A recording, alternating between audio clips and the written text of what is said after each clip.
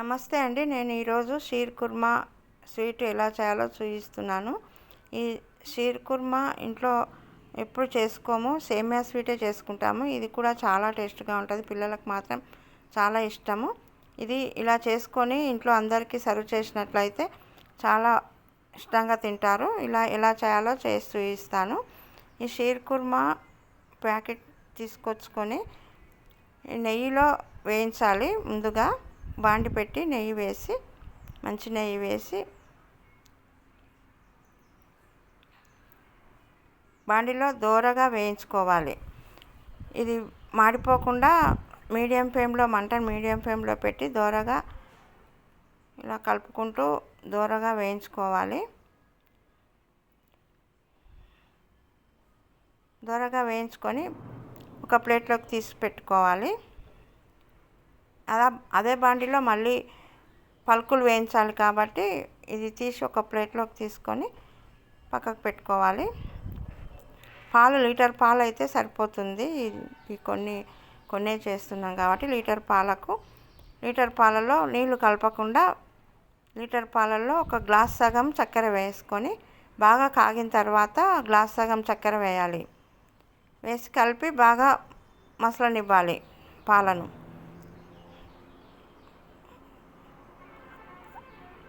అంతకుముందే ఒక అరగంట ముందు జీడిపప్పు, పిస్తా, బాదం పప్పు అన్నీ కొన్ని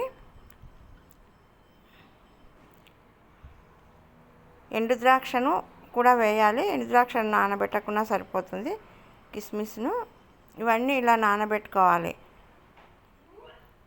ఎండు ఖర్జూరాలు నానితే ఇలా కట్ చేయడానికి వస్తాయి కాబట్టి ఎండు ఖర్జూరాలను కూడా వేసుకోవాలి. ఇలా నానిన తర్వాత ఇలా చిన్న చిన్నగా కట్ చేసుకోవాలి.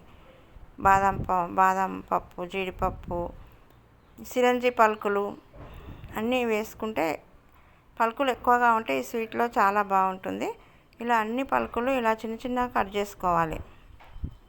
అన్నీ కట్ చేసుకొని పక్కకు పెట్టుకున్న తర్వాత ఈ పాలు మసులుతుంటవి. ఈ పాలల్లో ఈ షీర్ పొడి బాగా పెట్టుకున్న షీర్ని మొత్తం వేసి కలపాలి.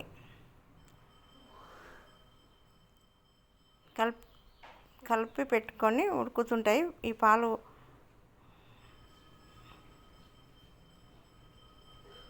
ఇది మెత్తగా ఉడికే వరకు ఉడకనివ్వాలి. మంట మీడియం ఫ్లేమ్లోనే పెట్టాలి. ఈ బాండిలో మళ్ళీ నెయ్యి వేసి ఈ పలుకులన్నీ వేయించాలి. కట్ చేసి పెట్టుకున్న పలుకులు, సిరంజి, ఎండు ద్రాక్ష, ఎండు ఖర్జూరం, జీడిపప్పు, పిస్తా, బాదం పప్పు ఇవన్నీ వేయించాలి.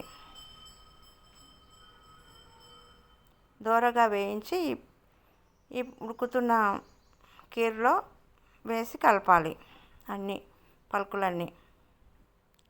ఈ పలుకులతోటే టేస్ట్ వస్తుంది. ఎందుకు ఈ పలుకులు ఎక్కువగా వేసుకుంటే చాలా టేస్ట్గా ఉంటుంది. ఇది బాగా ఉడకనిస్తే ఈ కీర్ రెడీ అయినట్టే. ఇది మాత్రం పిల్లలు చాలా ఇష్టంగా తింటారు. ఎక్కువగా ముస్లిమ్స్ ఎక్కువగా చేసుకొని పంపిస్తుంటారు అప్పుడప్పుడు ఇంట్లోకి. ఇది పిల్లలు ఇష్టంగా తింటారు కాబట్టి ఇంట్లో కూడా మనం కూడా చేసుకున్నట్లయితే అప్పుడప్పుడు అందరూ బాగా ఇష్టపడతారు. ఈ కీరు చేసిన తర్వాత ఒక బౌల్లోకి తీసుకోవాలి. కొంచెం యాలకుల పొడి వేసుకోవాలి. దించే ముందు యాలకుల పొడి వేసుకొని కొంచెం సేపు పెట్టి స్టవ్ బంద్ చేసుకొని సర్వ్ చేసుకోవాల్సిందే. ఇది చాలా టేస్ట్గా ఉండే కీరు రెడీ. ఇది ఒక బౌల్లోకి తీసుకొని ఇంట్లో అందరికీ సర్వ్ చేయాలి. ఇది చాలా బాగుంది, టేస్ట్గా వచ్చింది. ఇది కొంచెం పాలు ఎక్కువ పోసుకొని కూడా చేసుకోవచ్చు. నేనైతే ఇలా చేశాను. ఇలా బాగా వచ్చింది. ఒక ప్లేట్లోకి తీసుకుంటున్నాను. ఒక బౌల్లోకి తీసుకొని అందరికీ సర్వ్ చేస్తున్నాను. ఈ వీడియో మీకు నచ్చినట్లయితే లైక్ చేయండి, షేర్ చేయండి, సబ్స్క్రైబ్ చేయండి. ఈ కీర్ కుర్మా షీర్ కుర్మా చాలా బాగుంది. ఇలా అయిందండి, చాలా బాగుంది. Thank you.